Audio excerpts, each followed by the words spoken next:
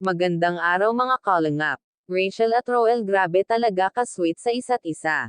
Bago po yan mga kalingap, huwag niyong kalimutan mag-subscribe sa aking YouTube channel Kalingap Community at sa lahat ng mga YouTubers at reactors ng Kalingap. Bakas nga ang saya ni na Rachel at Roel nang sila ay nag-live. Sobrang ang dikit nila mga kalingap, kikiligin ka talaga sa kanila at may tawagan pa nga sila mga kalingap. Nga ang tawagan nila short po yun ng palangga. Bagay talaga sila mga kalingap, hindi sila nakakasawang tingnan. Tinukso nga ni Rachel si Roel kung bakit daw siya may tigyawat, sabi nga niya na ikaw lang ang mahal ko.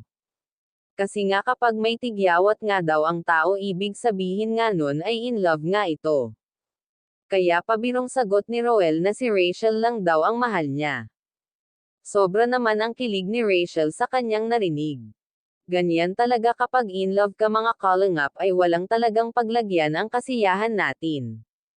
Grabe naman talaga ang chemistry ng dalawa, nung nag-outing nga sila ay may pa-duet pa sila. Sobrang saya ng outing na iyon kasi magkasama nga sila mga kalingap.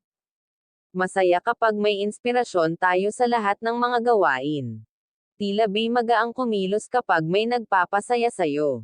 Rachel at Roel, sana nga po ay alagaan niyo po ang isa't isa, huwag kayong magpaapekto sa mga sinasabi ng iba, kahit ano pa man ang gawan natin may masasabi pa talaga ang mga tao, huwag kayong magsawang magmahalan, at sana po magmaalan nga tayong lahat na nagsusuporta sa mga kalingap tulad na lang Nina Kalingap Rab at Kalingap Val Santos Matubang. Hanggang dito na lang mga kalingap, see you on my next video.